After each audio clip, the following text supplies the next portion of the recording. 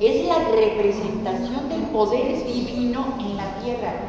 Y yo no sé si la representación de ese poder se pueda renunciar a él.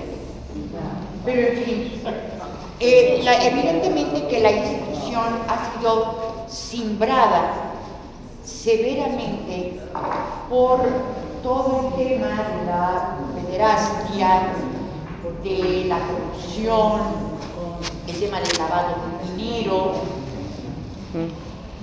Pero es una institución muy antigua, es una institución que tiene 2000 años. Antigua y como dijo él. Pero además hay algo más. Una institución con tantos años de vida tiene mucha experiencia para sortear las crisis. No es la primera vez que la Iglesia se ve sometida a crisis severas. A lo largo de la historia estoy pensando desde el siglo XVI, que es el tema en que nos vamos a centrar para México. La Iglesia se vio simbrada severamente, primero con la escisión de la corona inglesa del dominio papal. Y eso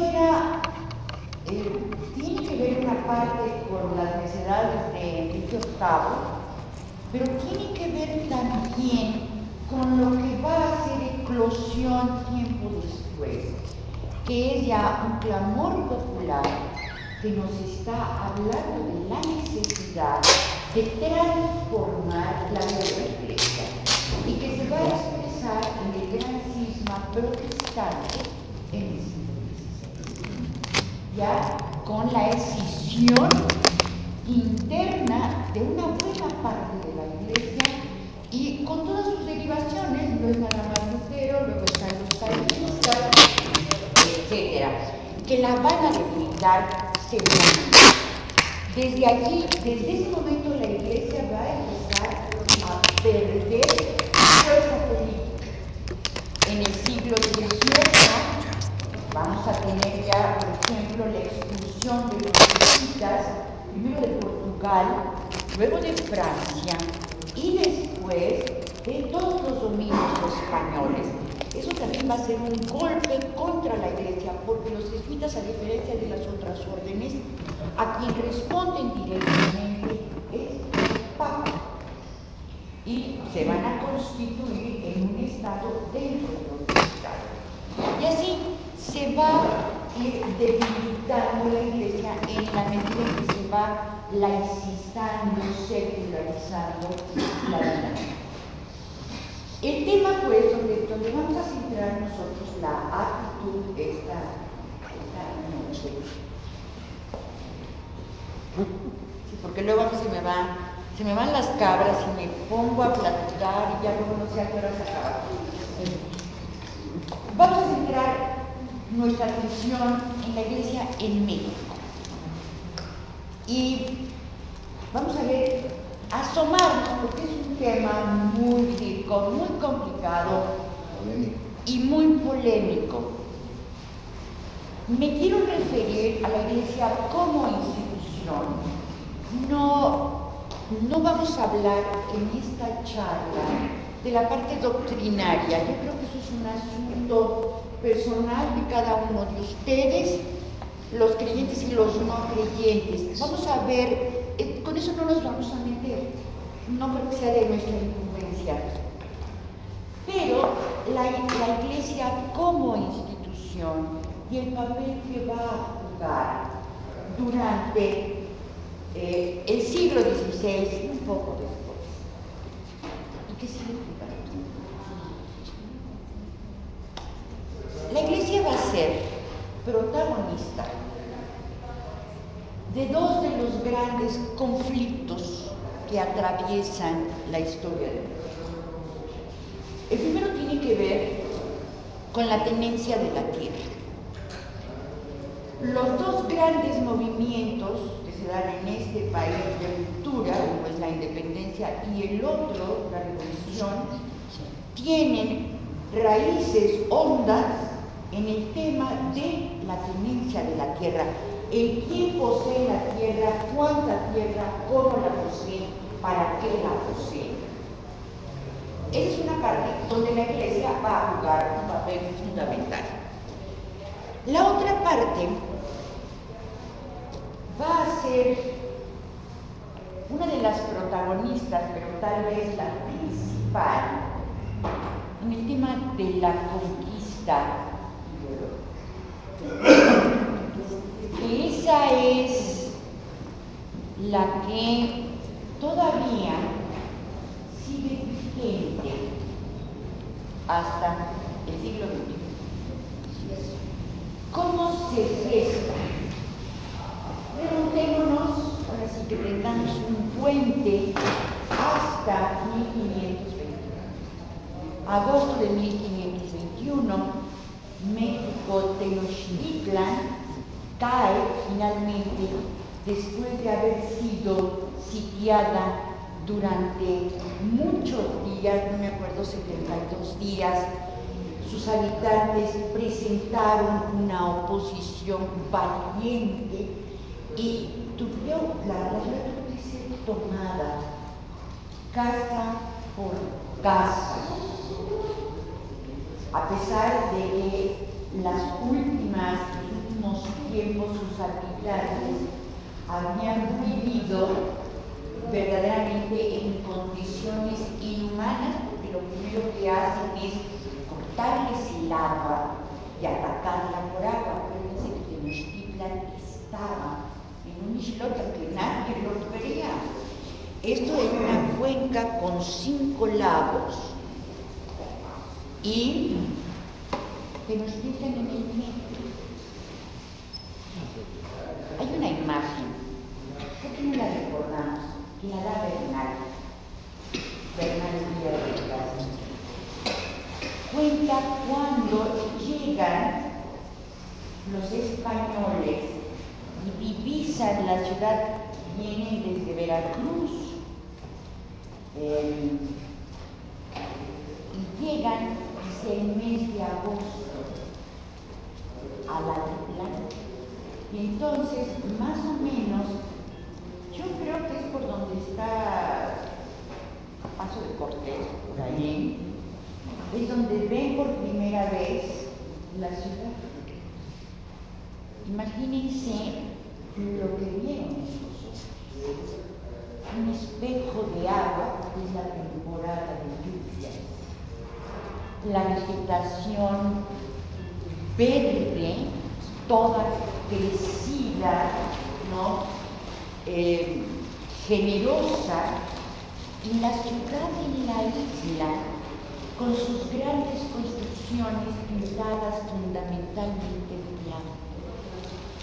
Las famosas calzadas que la unían con Iztapalapa, con Xochimilco, con toda esa zona donde Calzada de Tlalpan ahora era la antigua calzada que iba a dar hasta Xochimilco.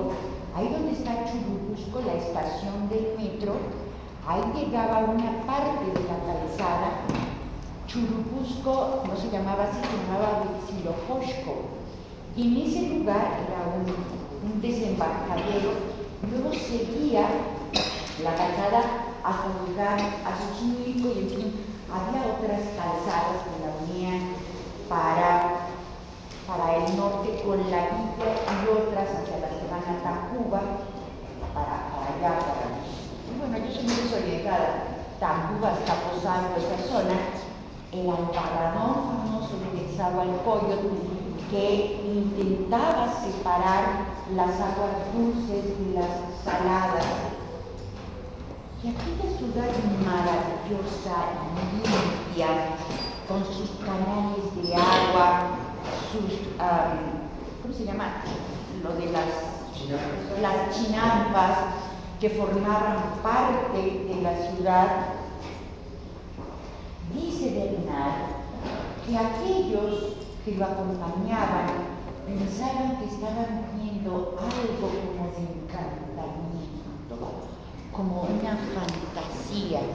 que aquellos soldados que habían viajado a ciudades tan importantes como Constantinopla o Constantinopla, ahora Estambul, que tenían mundos, no habían visto jamás algo semejante a lo que se encontraba. Finalmente, esta ciudad cae 2 años después. Y por varias razones, Cortés decide mantener por una decisión política el poder en la Ciudad de México y se va a arrasar de manera sistemática aquellas construcciones que les habían causado tal estupor. ¿Qué es lo que hace Cortés? Pide a los franciscanos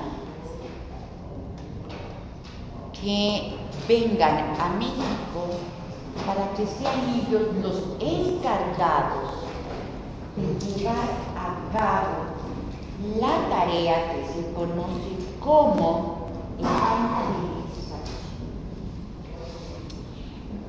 En 1924 llegan los primeros 12 franciscanos. Hay una pintura en Oxumba, Estado de México. ¿Alguien ha estado por ahí? Sí. Pero tiene una iglesia preciosa, barroca, y junto a la iglesia, en lo que se conoce como la portería,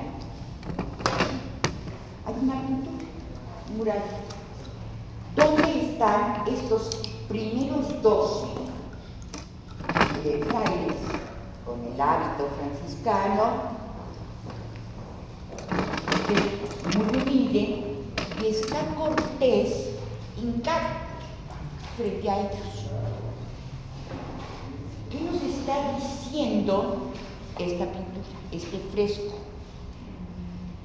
Que el poder secular, el poder de laico, se somete al poder religioso. Hay que entender, vamos a hacer un pequeño paréntesis, que el Papa, la institución, el Vaticano, apenas un año después de que Colón descubre eso que nos dijeron como América, se va a dictar la famosa bula intercaetera. Tiene nombre como de majadería, y es una majadería lo que hicieron, porque lo que se va a señalar aquí, que es de un paralelo a otro, todas las tierras comprendidas en estos paralelos van a pertenecer a la corona. Lo que se salga es otro cantar. Y en este caso lo que se salió y le tocó a Portugal fue Brasil. Si ustedes ven un mapa del continente americano, Brasil es una suerte como de península que entra al Atlántico. Entonces, se la dan con la condición de que la corona española evangelice a los habitantes de estas nuevas tierras. Pero ¿cómo lo va a hacer la corona española?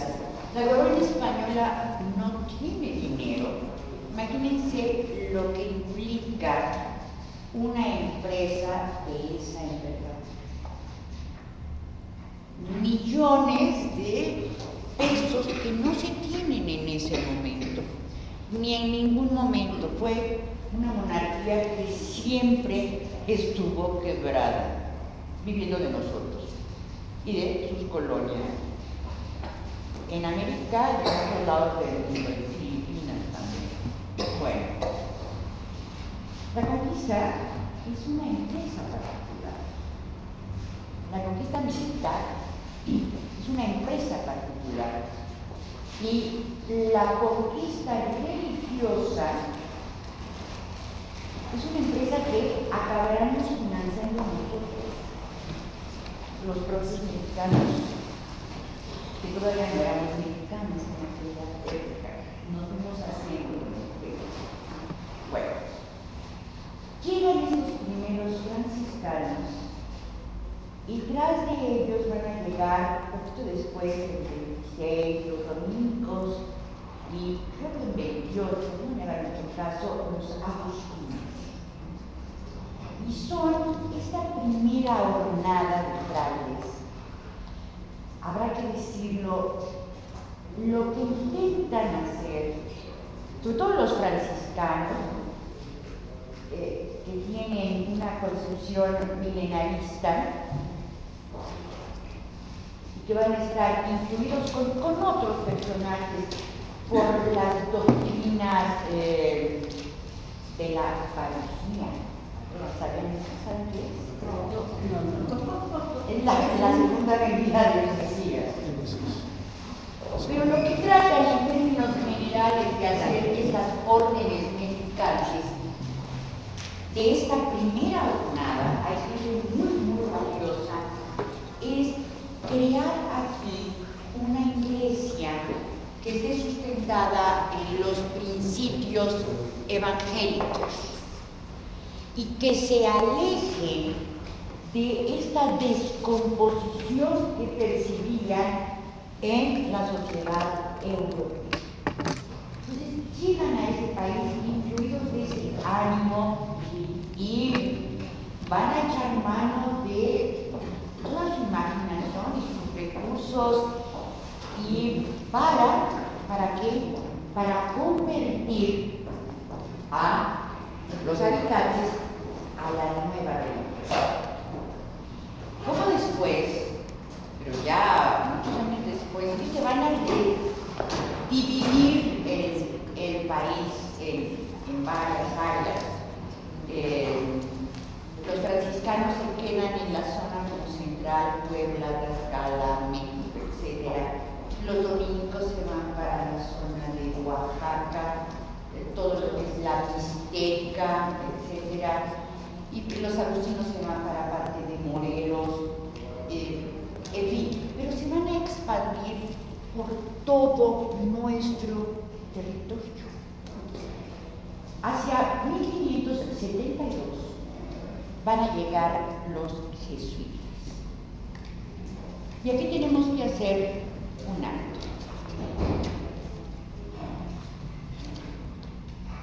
Para entender cómo se va a consolidar esta iglesia, primero hay que aclarar que la institución, la iglesia como tal, está dividida en dos grandes partes, lo que se conoce como clero secular y lo que se conoce como clero regular.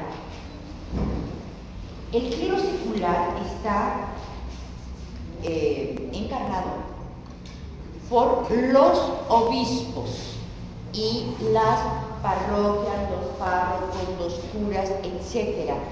Es decir, los que viven, la palabra secular en el siglo, son los que viven en el mundo. El clero regular es el de las órdenes religiosas, es decir, viven bajo reglas, bajo constituciones. Los franciscanos con las reglas que les dejó San Francisco de Asís, y así todos tienen sus propias reglas, por eso se les llama reglas. Generalmente históricamente ha habido pugnas entre estos dos segmentos del credo. No ha sido siempre tersa la relación. Hay una historia muy bonita, aunque sea una pequeña digresión, ustedes me la perdonarán, pero para expresarles las dificultades que ha habido entre estos dos segmentos de la iglesia. En 1640, por ahí, no me acuerdo bien de los años, pero es alrededor de esta época, el obispo de Puebla era el famoso famoso obispo Palafox, que es un impulsor, digamos, de la construcción de la Catedral de Puebla, que, de otra, entre paréntesis, es extraordinariamente bella. Y va a tener conflictos con los jesuitas. Son de tal gravedad los conflictos que estuvieron a punto los jesuitas de asesinarlo, de manera que Palafox tiene que huir de Puebla y se va a Chiapa de Mota, y ahí se queda escondido un ratito. Claro, luego les va muy mal porque lo nombran arzobispo de México y luego virrey, y va a ser un tiempo virrey y arzobispo, o sea que en sí mismo concitaba los dos grandes poderes, el poder religioso y el poder civil. Entonces, como les digo, las relaciones en la historia de la Iglesia no han sido, de estas dos partes, del todo amables. Bueno, el clero que va a predominar, quien va a tener el poder en esta primera etapa de la constitución de la Iglesia, va a ser el clero regular. ¿Por qué? Porque son ellos los primeros que llegan, porque son ellos los que se van a dar a la tarea de evangelizar a la población. ¿Esto es para mí? Sí. O sea, Dios que se apiade.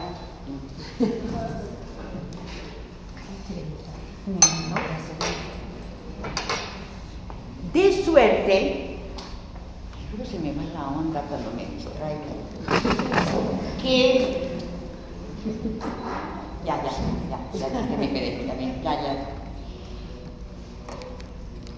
Decía Justino Fernández, y decía muy bien, que a mí me encantaba la frase, pero cuando la reflexioné me quedé un poco espeluznante. Decía, todos los caminos de México conducen a una obra de arte. Eso lo decía Justino Fernández y creo que tiene toda la razón. El costo de estas obras de arte es lo doloroso. Si ustedes se van a Colman, ¿qué es lo que ven? Un extraordinario convento agustino con una fachada plateresca hermosísima. Si se van a Huejotzingo, es otro convento franciscano del siglo XVI con un retablo portentoso. Si se van a la zona de Oaxaca, van a Coixtlahuaca, a Tezcolula, a donde volteen. Si se van a Morelos, está Tepoztlán, está Yecapistla, Totolapa, en fin. Si se van al estado de Hidalgo, a Mezquitlán, a Huatulchula, en Puebla, Cuautinchan, Tepeaca, Cali, podríamos pasarnos un buen rato recordando estos monumentos que son verdaderas obras de arte. ¿Qué significan estos monumentos? ¿Qué significan estos conventos que muchos de ellos han sido inscritos en la lista del patrimonio mundial? Es el caso de Yecapistla, en el estado de Morelos. Sí saben de lo que estoy hablando, sí reconocen estos grandes monumentos, si por lo menos uno de los que les mencioné lo conocen. Bueno, ¿qué pasaba en estos lugares? Pasaban muchísimas cosas muy interesantes. Uno pensaría que esos espacios eran únicamente para lograr la conversión de los neófitos. Esa es nada más la punta del iceberg. Sirven para otras muchas cosas y otros muchos propósitos. En primer lugar, detengámonos un poco en la arquitectura de estos lugares. ¿Qué es lo que encuentra uno? Un gran templo rodeado de un gran atrio. Un atrio, un patio.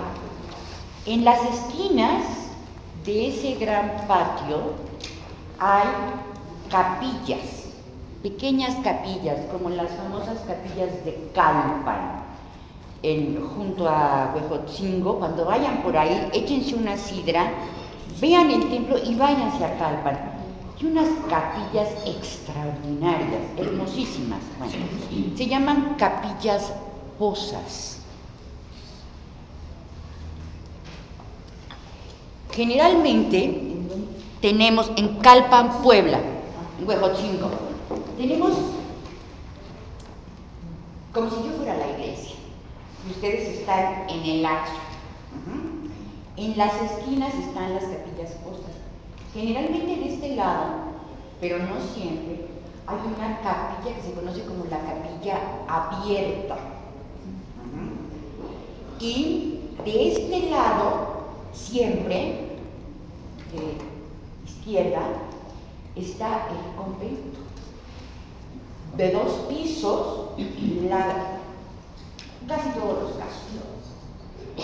Son conventos muy grandes y con muchísimas habitaciones, y uno se queda asombrado cuando investiga cuántos frailes habitaban en ese convento. Pues resulta que 2 o 3. ¿Por qué los hacían tan grandes? Tienen otras dependencias. Atrás de todo esto estaban las huertas. Vamos a poner un ejemplo que tenemos aquí a la mano, el Carmen de San Ángel. La huerta del Carmen de San Ángel iba hasta Chimalista.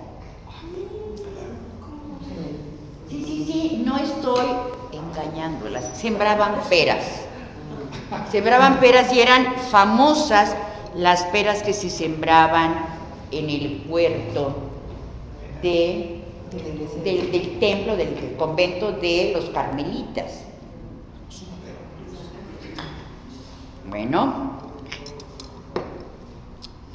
ahora, ¿qué pasaba en esto? Ya describimos físicamente el lugar. ¿Qué pasaba allá adentro? ¿Para qué necesitaban, si tienen un templo aquí, para qué coños quieren una capilla que se llama abierta? Hay para dos cosas. Uno, la población mesoamericana de ese momento, pongamos un ejemplo, el pueblo de Huejotzingo, a mí me encanta porque he ido mucho, lo conozco y tengo las cifras. A la llegada de los españoles, tendría alrededor de unos 2.000 habitantes de esa población, una población indígena con unos 2.000 habitantes. Entonces, si yo voy a categorizar a esos 2.000 habitantes, en lo que estoy levantando mi gran monasterio, necesito una pequeña capilla y desde allí dar la misa, etc. Hay capillas extraordinariamente hermosas y son abiertas justo porque no tienen puertas. Están abiertas al patio. Actopan, ¿conocen Actopan? En el estado de Hidalgo. La capilla abierta es extraordinaria, tiene unas pinturas donde están representados los sufrimientos de todo aquel que no siga las instrucciones de la República. Entonces, todos los tormentos a los que serán sometidos después de la muerte, ahí están representados. Son armas, el arte utilizado con fines ideológicos. Así de simple es. Así te va a ir si no te alineas y crees en esto. Esto es lo que te espera después de la muerte. Entonces ahí están unos pobres amarrados, quemándolos. No. Uno dice, no, mejor si creo, si esto es lo que me va a tocar. Ajá. Bueno, para eso era la capilla abierta. Ahí se catequizaba la gente.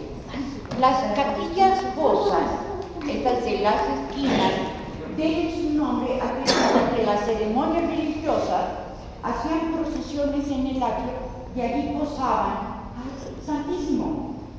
Punto. Y esa era su función. Y nada más. Nada más para eso se construyen estos espacios. De aquí es como diría mi mamá, donde la puerca tuerce el rabo.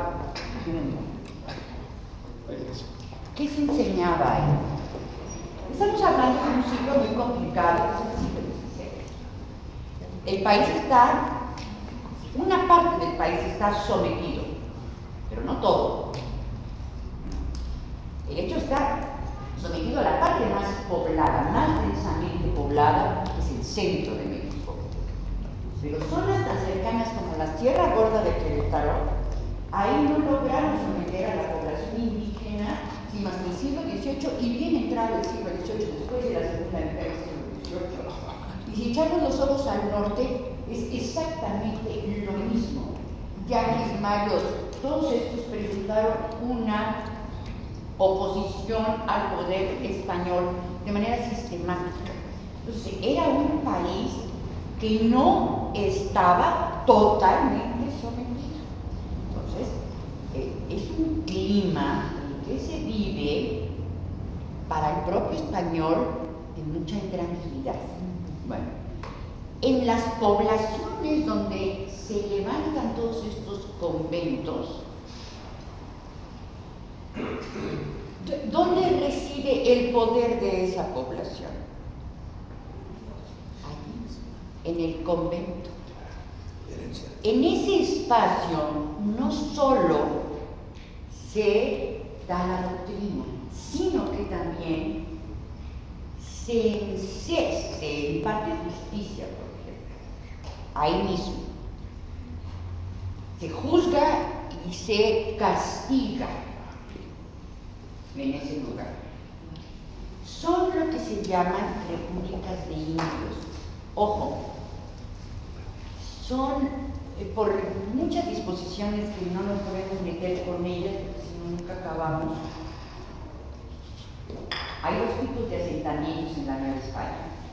Por un lado, las repúblicas de indios, pueblos de indios, donde no pueden vivir españoles. Aquí nada más, esto es como donde están esos grandes conventos. Cuando vean un gran convento, es sinónimo de que fue pueblo, o como le llamaban, república de indios, pueblos de indígenas. Y en las ciudades, Puebla, Tlaxcala, Morelia, etcétera, allí sí eran ciudades administrativas y era donde se concentraba la población española, mestiza, etcétera. Pero nos estamos refiriendo a el papel de la Iglesia, cómo se origina aquí. Bueno, entonces, en estos conventos es justo donde se da la otra parte, la más terrible, en un sentido la más dramática y la más dolorosa de la historia de este país, que es la conquista ideológica de la población. Y esta conquista ideológica, ¿cómo se va a consumar? ¿Qué es lo que se enseña en este lugar? Se enseña una nueva lengua, se enseña una nueva religión. Y si yo te vengo a enseñar una nueva religión, ¿por qué será? Que la tuya hay más. Pero el tema es que en todo esto hay una actitud de profunda devaluación de lo otro. Es decir, si yo te sometí, si yo militarmente fui superior a ti, tú, todo lo que tú representas, no vale. Es un producto devaluado, es menor, es inferior. ¿Y qué se gesta en ese momento? Un problema que nos sigue acosando de manera brutal que es el racismo entre nosotros mismos. Con que prietita, ¿no? Mira, yo blanquita, yo mejor que tú. ¿Cómo lo ven? No decimos todavía, ¿cómo es el niño? Ay, está muy bonito, tiene los ojitos azules. Lo seguimos diciendo. Sí. No importa que sea con una cara y una nariz de chile relleno y espantoso, pero si tiene el ojito azul o blanquito, o blanquito. No, mi mamá siempre sufrió, mi mamá era piñonada y sus hermanos eran rubios y de ojos verdes y azules. Y ella era la negra. Entonces, pero ella lo vivía como una tragedia. Como una tragedia. Lo grave es que si esto fuera nada más la anécdota del ojito azul, no sería grave. Lo grave es que esto sigue formando parte de la realidad cotidiana de nosotros. Alguien alguna vez en uno de estos círculos, una señora, me dijo, es que nos desprecian, ¿verdad? Pues sí, hay mucho de eso. Y eso, este desprecio a lo propio, ¿dónde se gesta? Se gesta en ese momento. No, miren, la conquista militar es nada más la cara más visible, pero no es la más dramática. La más dramática es la que se lleva a cabo en estos lugares. Entonces, si aquí yo te voy a enseñar una nueva lengua, entonces, los indios en general, muchísimos bilingües, pero te enseño una nueva lengua porque mi lengua es mejor que la tuya. Te enseño a administrar justicia y la vamos a administrar aquí. Pero no nada más eso.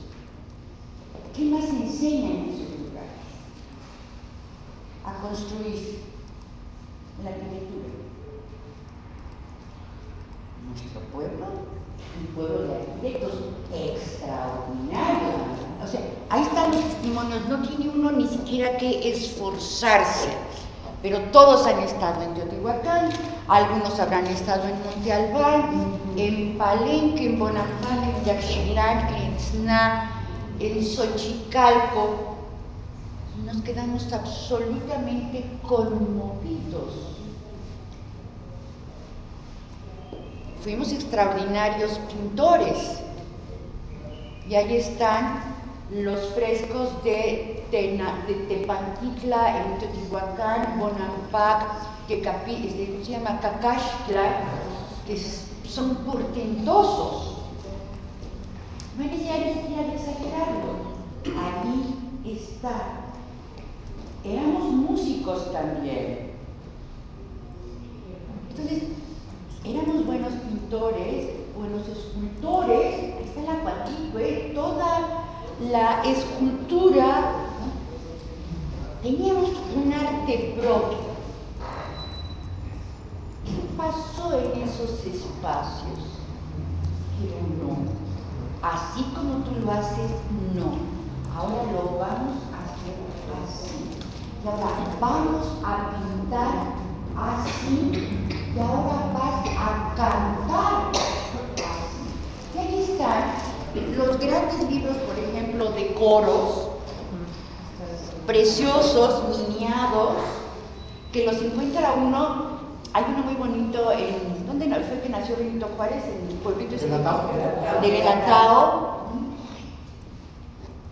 Entonces, tu noción de lo bello te la voy a cambiar. Entonces, tú vas a ver con los ojos la belleza, fíjense. O sea, para que vean hasta dónde es profunda la conquista. A nuestros antepasados les parecía que era hermosísimo deformarse la cabeza. Bueno, cada quien. Y entonces uno lo que encuentra es que a los niños chiquitos les ponían una tablita aquí y otra tablita acá y les hacían la cabecita así y les parecía muy bonito. cultura maya todo eso. Sí, claro, se formaba en la cabeza, de formación craneana. Eran patrones de belleza. Uno ve las esculturas y pues también se da cuenta cuáles eran los gustos, cómo se peinaban las señoras, etcétera, cómo se vestían. Pero todo eso patrones de inteligencia se va a modificar. Es decir, nuestros patrones de lo bello y lo feo se modifican. Donde quienes nos enseñan en algo así como que parecería que no tiene mayor trascendencia, es el arte. En esos lugares. Fundamentalmente en el siglo XVI, en esos espacios. Allí es donde se va a transformar el gusto estético. Pero si nos quitan la lengua materna, ¿qué nos están quitando? La definición, la cultura, pero nunca es la identidad de los que Claro.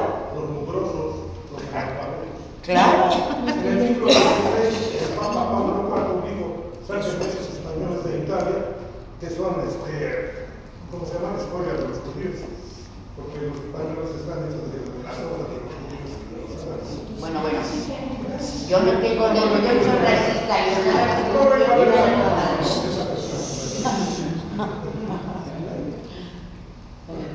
Perdón. Entonces, aquí asistimos a un fenómeno muy interesante. Nos despojan de la lengua, pero despojarnos de la lengua es despojarnos de algo mucho más que una manera de comunicarnos. Aquí yo he puesto, no sé, aquí o en otros lados, he puesto siempre un ejemplo que me gusta mucho, que es muy simple. Si decimos aquel en agua, que es agua, lo dice un indígena, lo dice un gringo y lo dice un europeo, ¿tiene la misma connotación? No. Cuando nosotros decimos aquel o tlali, tierra, nuestra referencia a ese concepto en el mundo indígena tiene un valor. Si decimos tlali, ¿a qué nos estamos refiriendo? Tierra. A la diosa tierra, que es una versión de la diosa tierra madre. La tierra tiene un carácter sagrado, dicho en náhuatl y para esa cultura, en ese momento, la tierra tiene esa connotación. Para un español del siglo XVI, la palabra tierra, ¿qué connotación va a tener? La tierra se vende, etc. Entonces tiene otra connotación muy distinta. Se le ve como un bien de intercambio. Acá la tierra tiene otra connotación, como el agua tiene otra connotación, que está vinculado con su manera de entender el mundo. Cuando el conflicto de lo de Atenco era algo que les parecía muy extravagante a los neoliberales que no entienden y que quieren gobernar un país que no conocen porque la ignorancia está cañona en este país. Y entonces no venden la tierra porque la tierra no es un bien de consumo. No es un bien de consumo. Tiene esta connotación en esas comunidades indígenas todavía que se han preservado, digamos, esta noción. La tierra no se vende porque no es un bien, porque tiene otra connotación.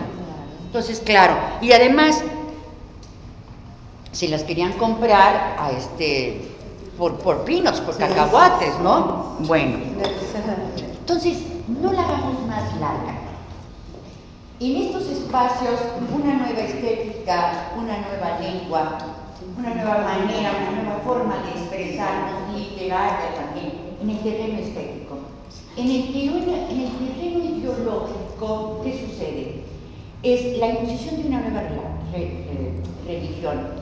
Hay un texto que se llama El Coloquio de los 12, que tradujo el doctor León Portilla y que es absolutamente dramático. Es el encuentro entre los Tlamaquinime, los sabios indígenas que habían sobrevivido a la conquista y el enfrentamiento con los primeros franciscanos.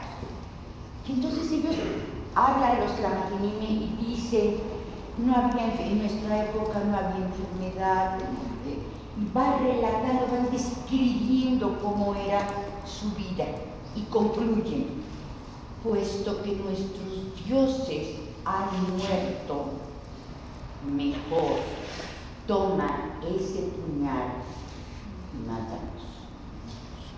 Allí lo que se va a consumar es el aniquilamiento de una religión que había dado sustento a estas culturas. Eso en ese sentido. Pero nada más, en cosas más prácticas.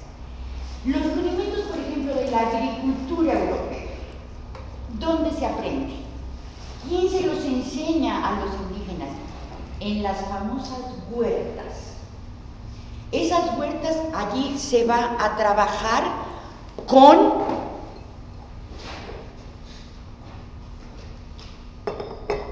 los nuevos utensilios. Entonces, técnicas agrícolas, nuevos productos, donde se va a cultivar la vid, que era tan importante para el vino. Se cultivaba ahí en esos lugares. Entonces, allí es el lugar, los espacios privilegiados donde se lleva a cabo la conquista ideológica de este país. Esta es una parte de la iglesia, pero no es toda, juega otros papeles. Esta es una manera como que se ha disfrazado, se habla de conquista espiritual, pero el término conquista utilizado como te voy a conquistar, mi rey. No, es porque esto se ha usado y hay normas especialmente de un religioso que se llama la conquista espiritual de México, ¿no? Que habla de toda esta historia que estamos relatando aquí, pero lo ve en la conquista como de seducción. Y no, aquí es la conquista en el sentido de destrucción de una cultura. Esa invasión, como Estados Unidos lo hizo con Irak. Tal cual. Bueno, ahora hay otra parte, hay un papel activo que juega la iglesia en la destrucción de la cultura mesoamericana. Es famosa las persecuciones por la iglesia a los indios idólatras, la quema de códices. Por ejemplo, el obispo de Michoacán, Landa, Diego de Landa, armó una gran pira de allí frente a toda la comunidad, quemó todos los famosos códices de la cultura maya y nos quedaron nada más 3. También Zumárraga, en fin. Esa es una parte. ¿Cuál es la otra parte donde va a jugar un papel primordial la iglesia? ¿Cuál es el otro gran problema de este país? El tema de la tierra. ¿Cómo se hace la iglesia? ¿Cómo le hace para convertirse en la institución económicamente más poderosa de todo el virreinato, en términos económicos? Lo vamos a ver a vuelo de pájaro, porque si no sería un curso. No sé, vamos a hacer un resumen. Las órdenes religiosas tienen voto de pobreza, especialmente los franciscanos, y son los únicos, los hijos de San Francisco de Asís, que respetan ese voto de pobreza. Dominicos, agustinos y jesuitas, la pobreza se la pasaron por donde ya saben y se van a convertir, sobre todo los jesuitas, en los grandes acaparadores del suelo, de la tierra. Hay prohibiciones del clero. Ay, pero aquí no los veo. Mejor me voy a sentar acá. Sí, bien.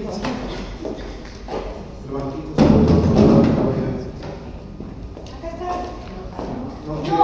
¿No quiere el micrófono, maestra? Ay, ¿tú qué crees? ¿Que con este vozarrón lo necesite? No, se me oye bien. Bueno, les decía, ¿cómo se empiezan a hacer de dinero, de recursos? En primer lugar, es un fenómeno muy interesante. Es la propia población de indios, mestizos y españoles quienes ponen la simiente para empezar a generar la riqueza del clero. Porque hay que acordarse que siendo una institución, lo que llegaba al clero, lo que entraba, un ranchito, una casita, un dinero a rédito, ya no salía. Entonces, es la misma población quien les va a heredar y quien les va a apoyar con donaciones de todo tipo. Los únicos que rechazan las donaciones de tierra son los franciscanos. ¿Qué hacen los franciscanos? Rentan las tierras porque tienen que mantener sus conventos. Bueno, los dominicos empiezan a comprar haciendas, pero no las trabajan directamente, sino las dan en arriendo y le entra a la orden el dinero líquido. Los agustinos les gustan sobre todo los trapiches, pero los jesuitas van a acumular 122 haciendas. La hacienda más importante de los jesuitas es la hacienda de Santa Lucía, que se extendía de Texcoco a Pachuca, donde ahora está el Museo del Ejército de la Fuerza Aérea, allí. ¿Cómo? Sí, Santa Lucía. Ay, Claudita, te molesto para que, con mi bolsa, porque ahí traigo, pero digo que mi cuaderno también, para que les dé como ciertos datos que vale la pena. Es un librito bastante maravilloso. Los jesuitas van a convertirse, digamos, en los grandes dueños de la tierra y van a ser espléndidos administradores.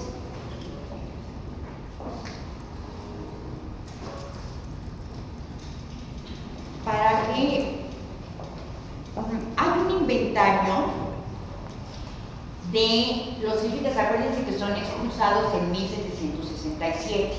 Este documento es justo de un poquito después, de 1773, y trae el nombre de la hacienda, el obispado en donde se ubicaban las haciendas, la jurisdicción, y la de Santa Lucía iba de Pachuca y San Juan Teotihuacán y se acercaba hasta los límites con Texcoco. Fue de las más importantes y las ganancias que les dejaban eran extraordinarias.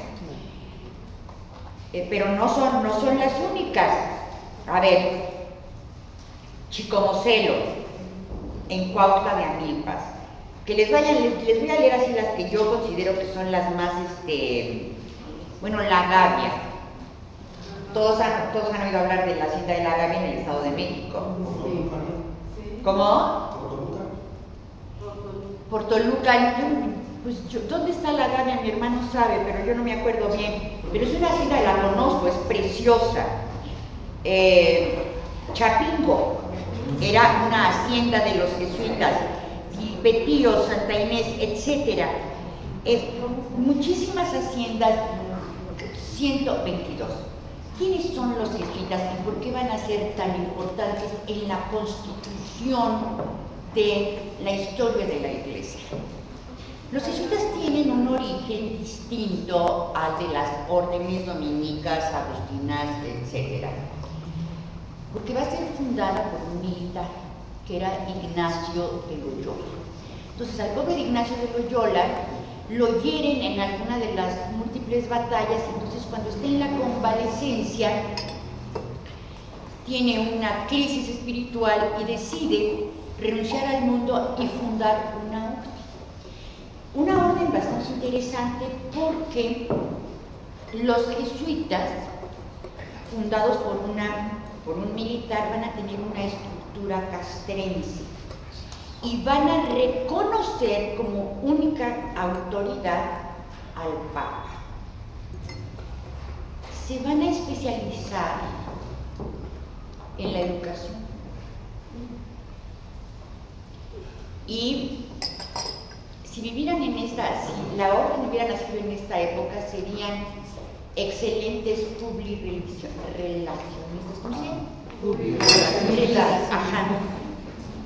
¿Por qué? Porque logran acercarse desde el principio a los hombres más poderosos en términos económicos. Y entonces les dan donaciones, y estas donaciones, que van a ser muy generosas, ¿en qué las invierten?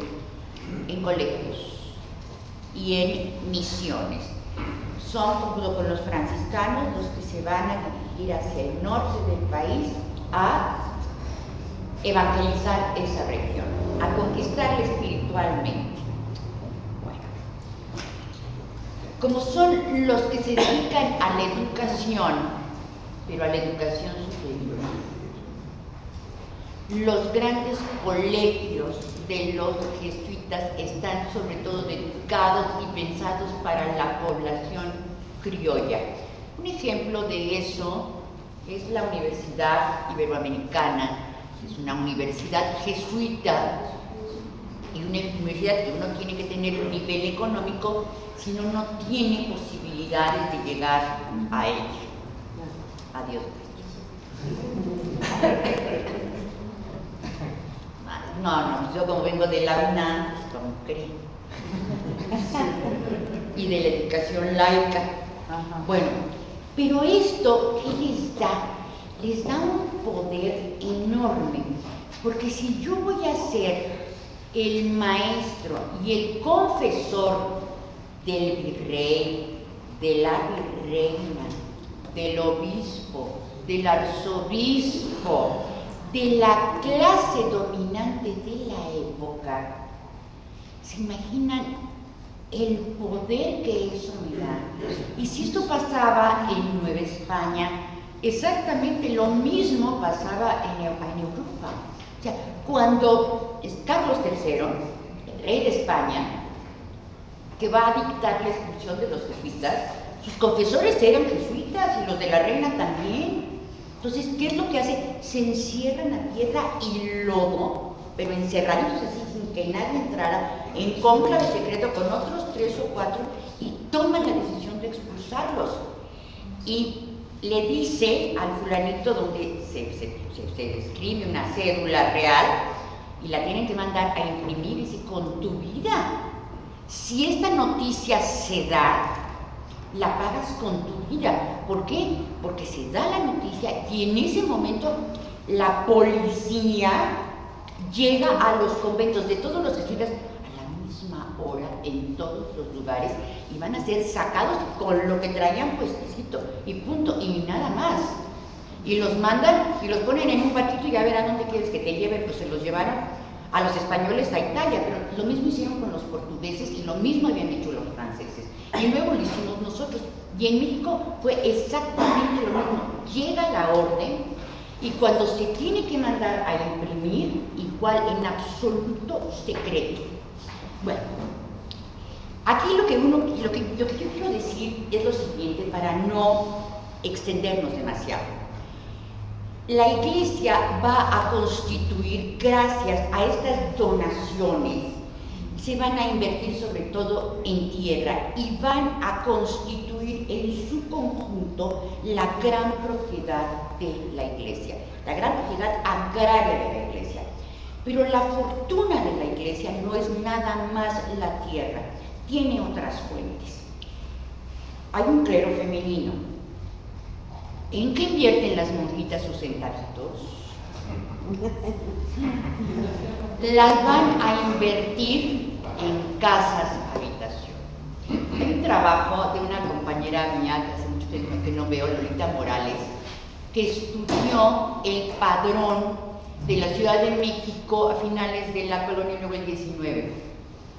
Y ella descubre con otros investigadores que las 3/4 partes de las casas habitación de renta en la Ciudad de México son propiedad de 5 conventos de monjas. San Jerónimo, de donde estaba nuestra Sor Juanita, Regina Chey, que está junto en la iglesia de Regina, la Concepción, la Encarnación y Jesús María, que está atrás de Palacio Nacional. 3/4 partes, pues, entonces,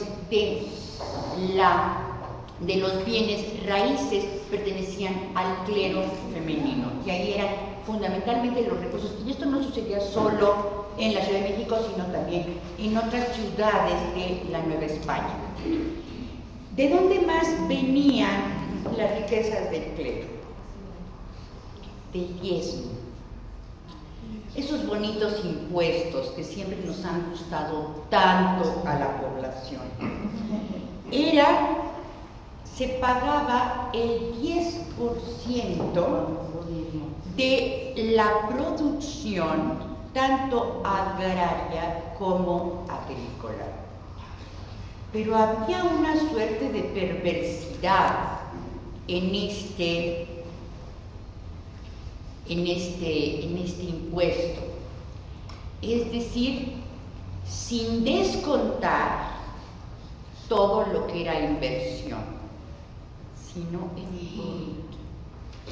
A ver, así como lo estoy diciendo, no es que si yo gano 100 pesos de lo que venda de mi cosecha, pero tuve que invertir 50 pesos, no me van a descontar los 50 pesos de la inversión y yo voy a pagar impuestos sobre 50 pesos nada más. Yo voy a pagar sobre 100. Y este diezmo lo cobraba el clero secular, es decir, el clero encabezado por los obispos, etc. No estaba exento nadie del diezmo. Las órdenes religiosas tenían que pagar el diezmo. Claro, los jesuitas, vivillos como siempre fueron, y a mí me caen muy bien los jesuitas, no es nada contra ellos. Lograron, al principio no los no, les debemos algunas cosas maravillosas a los jesuitas, ¿no? Pero estoy hablando como institución, no me quiero centrar en las personas, porque pues hay de todo en la viña del Señor. Ellos pagaban el 3.3% de diezmo, y todos los demás. ¿Quiénes no pagaban el diezmo? Los indios, porque los indios ya pagaban tributo.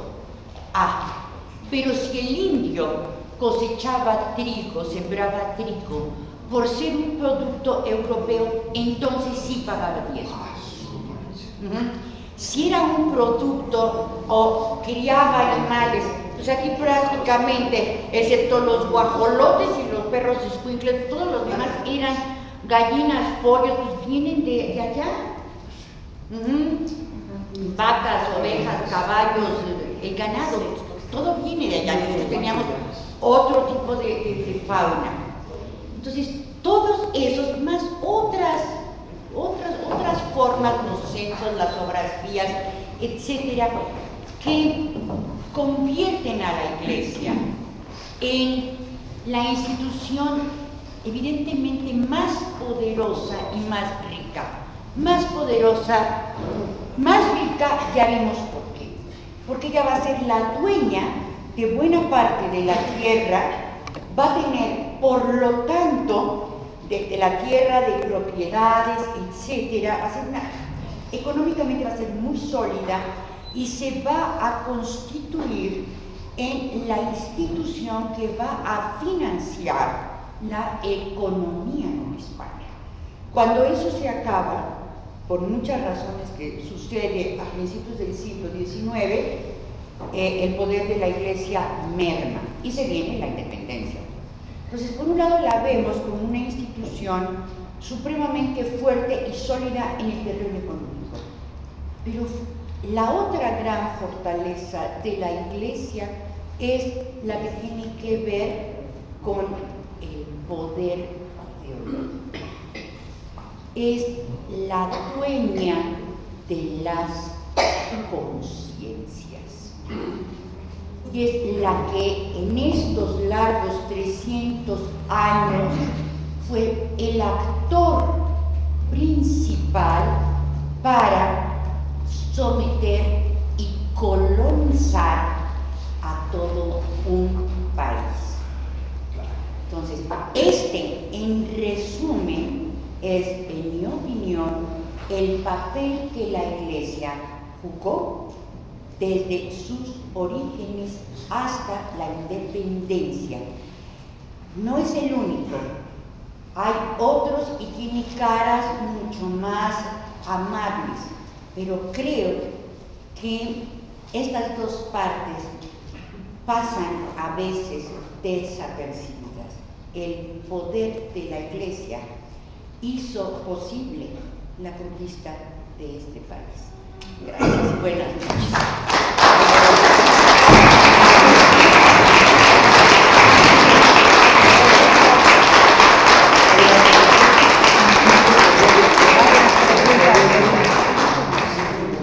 Bueno, ¿qué les parece si hacemos unas 5 preguntas del tema sin salirnos? Ay, no, pregunten lo que se les dé la gana. Total, yo no sé, y si puedo se las contesto, y si no, no. Se vayan a poner a preguntarte sobre religiosas. Que me pregunten, me encanta. Bueno, va, abierto. Lo que se pega a la casa. Va a estar.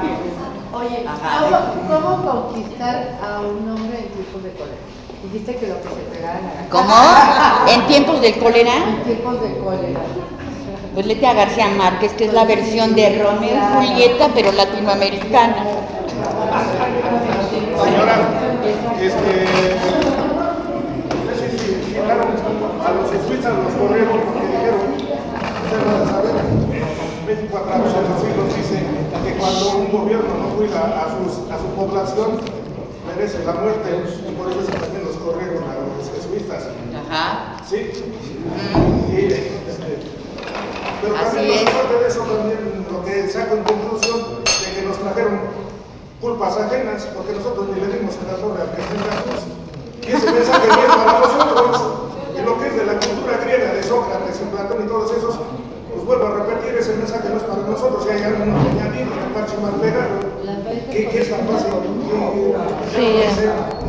Guillermo Bonfil batalla en la desindianización, y casi que normalmente se habla de pura historia criolla, y que es el mal que tenemos, porque es la que está gobernando los criollos. Pero la malicia Y pues ya ve que es la mugre, los mugrosos que estuvieron.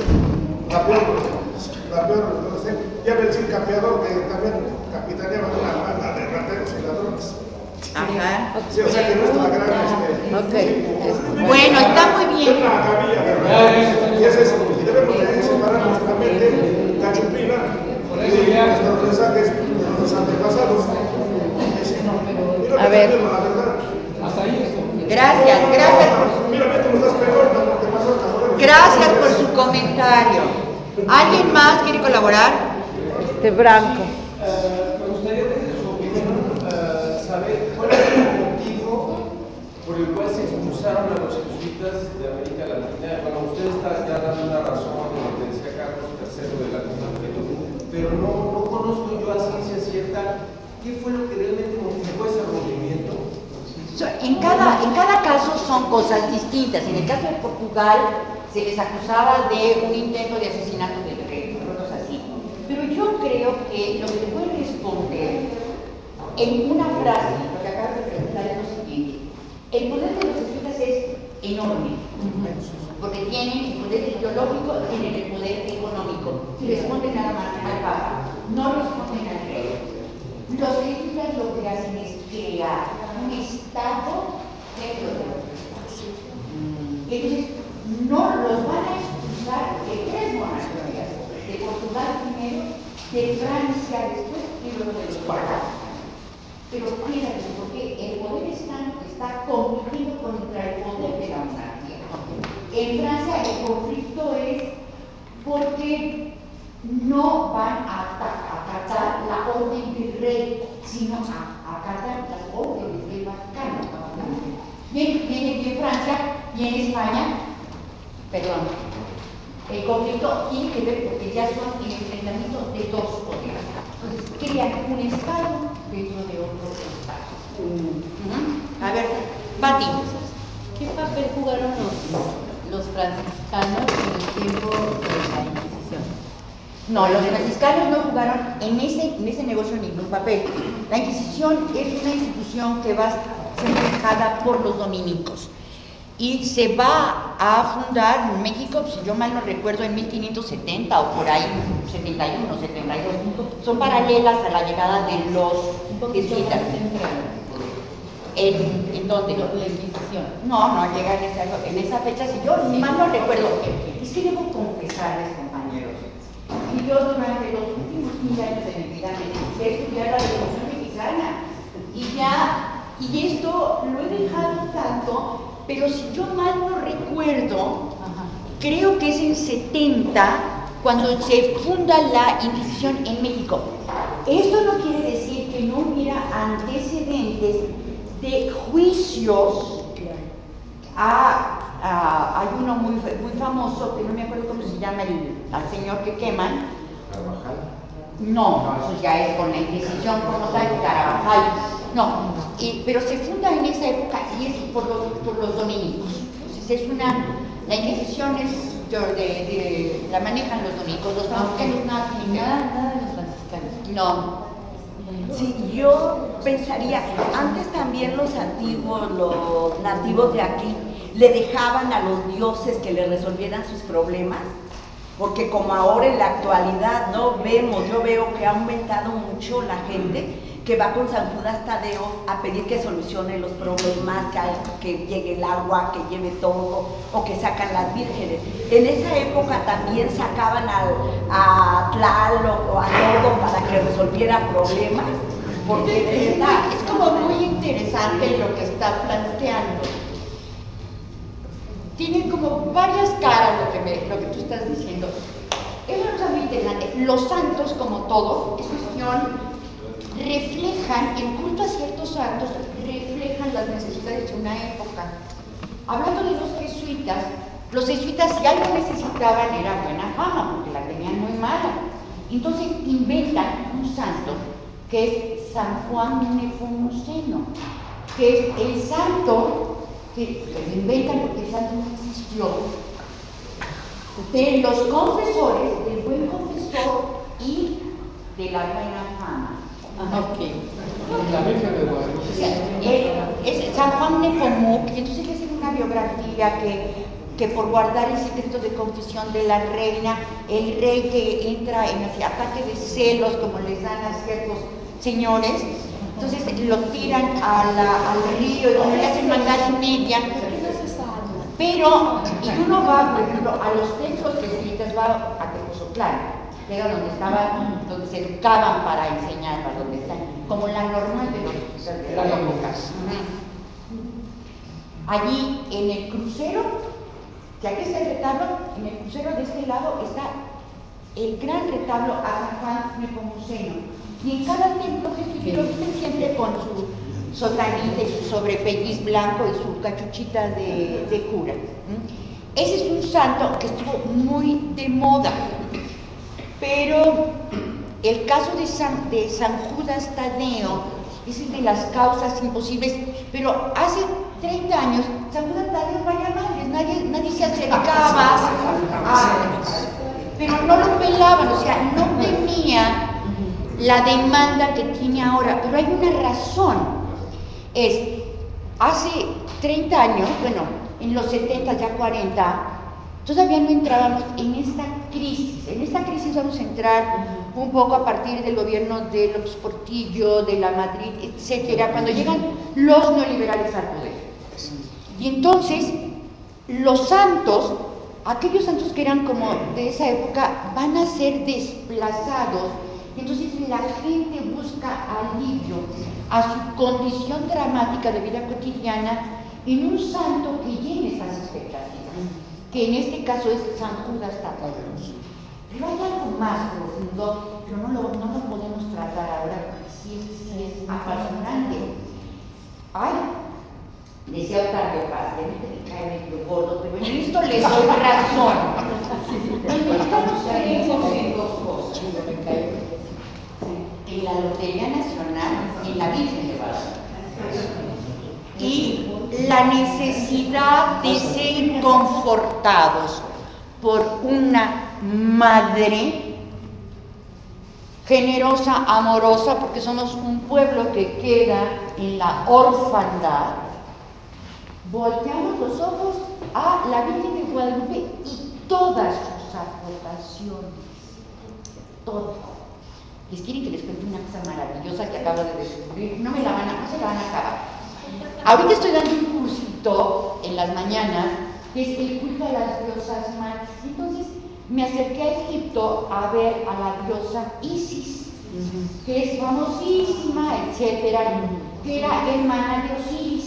Y al pobre Osiris le va muy mal porque lo matan, entonces ella tiene que ir a revivir y luego lo descuartizan y tiene que ir a juntar sus pedacitos, etcétera. Isis está llorando haciendo por la muerte de Osiris, y entonces las lágrimas de Isis caen al río Nilo, y esas son las que hacen que el río se inunde, se desborde y fertilice las tierras. Hasta ahí todo es muy bonito, pero después descubro que en las tumbas de los faraones se les llevaban como ofrendas en unos casitos, ponían tierrita del Nilo, tierrita de esa fertilizada, y les sembraban cereales de crecimiento rápido. Y las ponían y se las entregaban. Dije, qué interesante. Si uno voltea a la tradición religiosa y ve un altar de dolores, ¿qué es lo que encuentra? Unas cazuelitas con germinados y vitroleros con agua. El agua, ¿a qué hace alusión? Son las lágrimas de la Virgen, y los casitos a la fertilidad. Entonces, qué interesante que esta tradición de la Virgen de los Dolores, que llora por la muerte de su hijo, como la ven representada en la pintura. La Virgen de los Dolores siempre está representada vestida de negro, con un manto, con las manos así, y en el corazón le clavan 7 puñales, que son los 7 dolores de la Virgen. Entonces, hablando de religión y de religión católica, uno va a encontrar en religiones muy, muy antiguas, como la sumeria, de 4.500 años antes de Cristo, una cantidad de referencias que luego vamos a verlas en Creta, las vamos a ver en Egipto, en Babilonia, y que luego van a pasar a formar parte de la tradición de la cultura judío-cristiana. Nada más para aplicarles la complejidad, con esto yo creo que ya le podemos parar. Bien, el tema del diluvio universal. De diluvio, uno dice, pues, la Biblia, donde nos cuentan, pues no, preciosas y preciosos. En el gran poema de Gilgamesh, que es un poema que se escribe 2500 años antes de Cristo, que pertenece a la cultura sumeria, que es un gran héroe mítico, nos hablan del diluvio. Nos hablan de la Torre de Babel, en esa. Pero no solo eso. Allí están en los himnos que se han traducido de las famosas tablillas que se encontraron en Nínive, en Ur, donde en la tierra de Saddam Hussein, ese mal hombre. Allí hay himnos maravillosos que están escritos con la misma tónica, en el mismo lenguaje que el Cantar de los Cantares. Exactamente, así como el Cantar de los Cantares dice: ven a mis brazos, mi dulce amada, que mejores que el vino son tus amores. En ese mismo tono está escrito estos himnos que encontramos con una antigüedad de 3.000 años antes de Cristo. Y así la tradición sapiensal que luego vemos en la Biblia, lo mismo, el jardín del Edén, el árbol de la vida, lo va a encontrar uno en todas estas religiones previas a la religión judio-cristiana. Ya les piqué la cortesera, ¿verdad? Uy, si les contara más cosas. Por ejemplo, hay algo precioso, lo que va a ser el anuncio del portal de Belén. Está la diosa Inanna, que es una diosa de Sumeria y Ishtar en Babilonia. Está sentadita en una sillita con su niñito en los brazos. Están unos personajes que les llevan unos regalitos y está una estrella en el cielo. Me suena.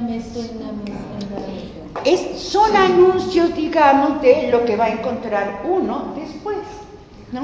Entonces, todos los préstamos, en el Génesis tiene mucho. Aquí el problema es que para los católicos, yo no me meto con esto, yo nada más digo lo que me sé. La Biblia es un texto de inspiración divina, de revelación divina. ¿Cómo? Bueno, ¿alguna otra pregunta, compañeros? Ay, Emilio, ¿qué quieres? Acá. Ay, mira, hay una versión que a mí me gusta mucho que quiere decir Dominicana, los perros de Dios. Dominico, no, tú te ríes, pero es que no sabes lo que soñó la mamá de Santo Domingo. La mamá de Santo Domingo soñó con un perrito con una tela en la boca, ardiendo. Y entonces estaba embarazada de Dominguito y va a que le interpreten el sueño. Le dicen: no te preocupes, lo que tú llevas en tu seno es un predicador que con su palabra va a iluminar al mundo. Entonces, cuando nace, el niño crece y funda la orden de predicadores, que es el nombre real de la orden de los dominicos. Entonces, por eso le dicen dominicana, los perros de Dios.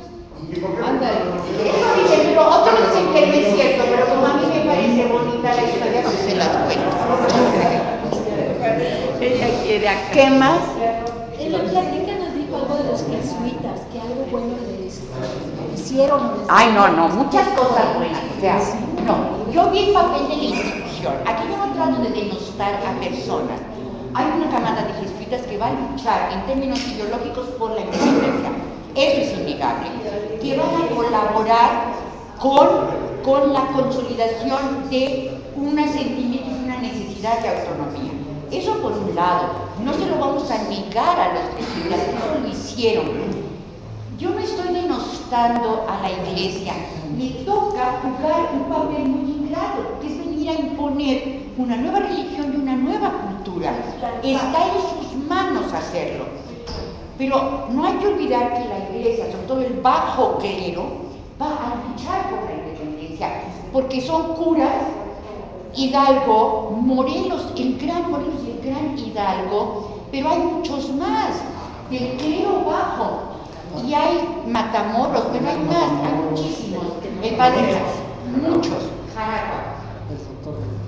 Eso no se lo vamos a negar a la iglesia, están ahí también. Yo vi el papel que les toca jugar en términos históricos, Sí, no es que sean diabólicas, no es que llegan a eso, no.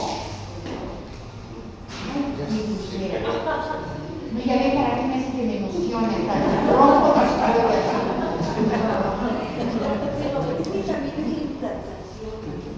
Pues les toca jugar un papel muy terrible. Pues muy terrible, pero lo juegan y. Sí, porque llegan a la Virgen, ponen a la Virgen, quitan a la Virgen azteca y ponen otra Virgen. Pero esa Virgen que comparte muchas cualidades con la Cuatlicue, que es la diosa de los hombres y de los dioses, que es la Virgen María, pues también la madre de Dios, pero la madre de todos los desgraciados humanoides que vivimos aquí.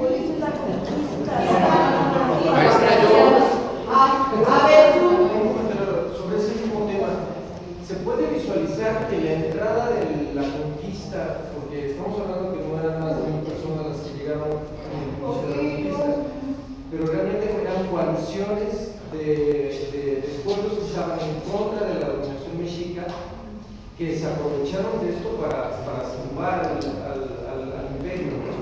Y me refiero, los primeros años la Iglesia Católica puso una cara amable a la población indígena, que después de esto 20, 30 años se perdió. No sé si me explico. Sí, te explicas muy bien. Miren, los aztecas sembraron vientos y recogieron tempestades. Cortés es un extraordinario estratega. Entonces él descubre el divide y vencerás, que es una primicia. Él percibe con toda claridad desde el principio las divergencias, las hostilidades que hay en el mundo mesoamericano. Y los aztecas, en efecto, en un lapso muy breve de 200 años de ser unos pobres recién llegados a la zona, se van a convertir en el centro de un poder que estaba en crecimiento. A cambio de someter con algunas islas, no como los de Tlaxcala, que nunca se sometieron, pero que los privaban de las sal y les hacían matar inmediatamente. Pues aprovechan esas diferencias, y claro, es un puñado de españoles, pero que si no cuenta con la habilidad extraordinaria de Cortés para establecer alianzas, si tú me echas la manita y vamos a poner en la poder a estos desgraciados mexicanos como personas que han estado chupando la sangre, así en términos muy coloquiales. Eso es evidente. Si te interesa el tema, hay una espléndida biografía que escribió José Luis Martínez en, no sé, para unos 15 o 20 años, algo así, extraordinario, que aquí te va diciendo paso por paso, te da todas las fuentes. Y junto a esa biografía que publicó el fondo, publicó también este hombre 5 volúmenes de documentos acerca de léelo. Yo la disfruté enormemente, es un espléndido trabajo. Esa te va a dar todas las respuestas y te va a abrir otras. Eso es lo que debe hacer un buen. ¿Me puedes explicar por qué se dice azteca y por qué, de dónde viene y por qué eran mexicas, por qué eran tenochtitlan? Por favor, porque como... Pues yo no, eso no me lo sé. Eso no me lo sé, así es que no se puede explicar. Parte de la pregunta que hace el compañero, ¿cómo fue el cambio entre que ya vinieron los seculares a sustituir a los regulares? Sí, pues es todo un proceso larguísimo y muy complicado. Primero, como decía, no te contesté la mitad, ¿no? De lo que tú preguntaste. Hay un impulso original, estamos en el Renacimiento. O sea, la conquista es parte de este largo fenómeno que se llama, europeo, que se llama Renacimiento, que se da en el arte, pero se da también en la política y en otros campos, en todos los campos de la vida. Y entonces hay una noción de renovación social, de renovación espiritual, de este espíritu de que renazcan los valores originales del Evangelio. ¿Cuáles son estos valores? Siempre. Son los valores encarnados en la figura de Jesús, y que Jesús, que es amor, eso dice, ¿no?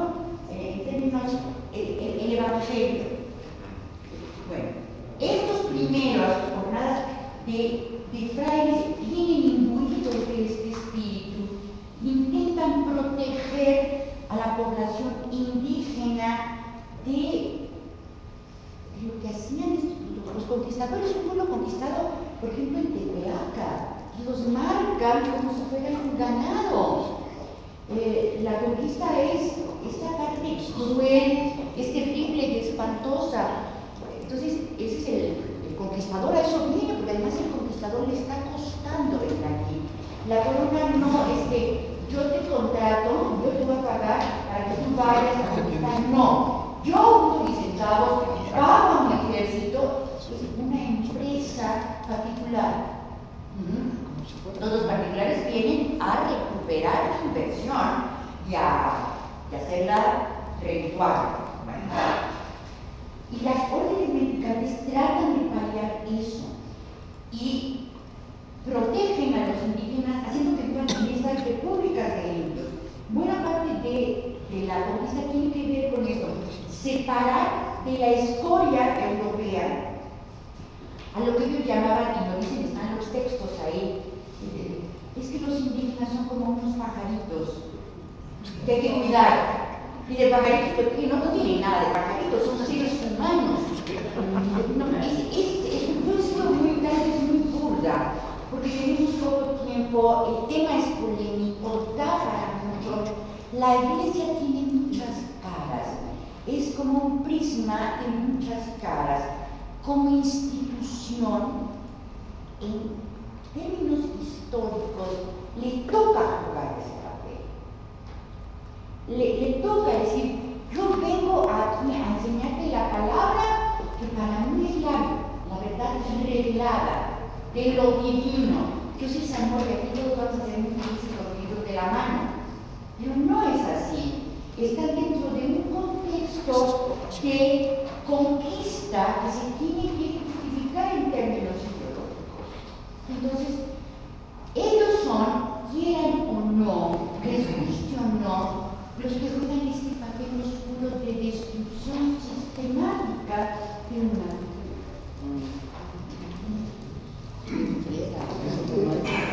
A ver, acá y luego allá. Hay parte de eso que ustedes es gran verdad, pero también como maltrataban a los nativos, era porque los consideraban que no eran humanos, que no tenían alma. Y entonces el autonomía de las casas hace viajes a continentes, bueno, a Europa para abogar por ellos y todo eso. Ajá, no sé si... Él está, inclusive en esto de la defensa de los derechos humanos, es una parte que rescatan que sirve para todo esto del movimiento de los derechos humanos, está reconocido de las casas. Sí, claro. Sí, el tema, por ejemplo, es muy complicado. Por ejemplo, no se permite la creación de un clero indígena. No hay curitas en el siglo XVI, XVII y XVIII indígenas. No hay, se prohíbe. Eso dice mucho. Hay de todo en la viña del Señor. Es una pena, la iglesia pierde este espíritu evangelizador. Ya para mediados del XVI, ya ese espíritu de los primeros años se ha perdido. Y es un trabajo más. ¿Algo más, compañeritos? Fray Pedro de Gante, ¿qué papel jugó? Fray Pedro de Gante, es de los primeros. ¿Era hermano del rey? Bueno. ¿Era hermano del rey? Era hijo del rey, pero bastardo. Pues sí, lo mismo que Palafox, pero yo no conozco así de que me acuerde, pues alguna vez debo haber leído algo de Fray Pedro de Gante, pero no me acuerdo bien de su biografía. Pues pero él es de la primera carnada, de la primera hornada, de estos hombres como Vasco de Quiroga, y con eso termino. Les cuento algo muy interesante. En la corte de Enrique VIII hubo un señor que se llamaba Tomás Moro, que va a ser muy importante, y que escribe una obra que se llama Utopía. Utopía es el nombre de una ciudad donde la vida es armoniosa, y de ahí viene la palabra utopía. Es una utopía, es algo que no es posible, es una ciudad donde priva el respeto, la dignidad, el trabajo compartido, etc. Y hay muchos de estos hombres pero sobre todo Vasco de Quiroga va a estar influido por la obra de Tomás Moro y de otro personaje que se llamaba Campanella. Y llega a México, él es laico, acá toma las órdenes y hace un primer proyecto de bajar la utopía, esa utopía, a esta realidad. Y entonces funda en Santa Fe, en las lomas de Santa Fe, una comunidad donde prive esta hermandad utópica. Lo mandan después a Michoacán y allí le dan el cargo de obispo y va a llevar este proyecto a buena parte de, sobre todo la zona de los pueblos ribereños del lago de Pátzcuaro. Y todavía están como testimonio de eso Santa Fe de la Laguna, Erongarícuaro, Santa Clara del Cobre. Este proyecto se conoce con el nombre de pueblos hospitales, pero hospitales no en el sentido que le damos ahora al término, sino de hospitalidad, de dar la bienvenida, de ser generoso con el otro. Y da constituciones a cada uno de estos pueblos y los especializa en cierto tipo de producción.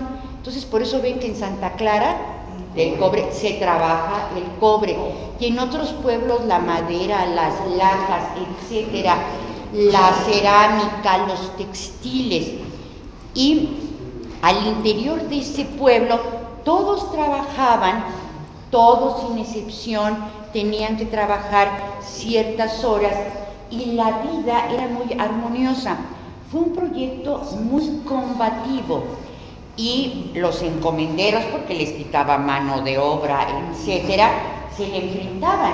Pero Vasco de Quiroga no se amedrentaba y salía a caballo y se enfrentaba con lo que tuviera al encomendero.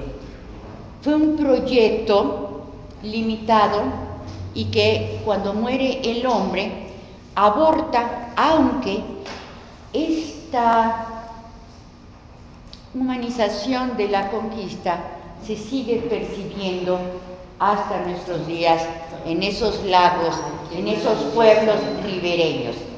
Compañeros, con esto me despido. Buenas noches.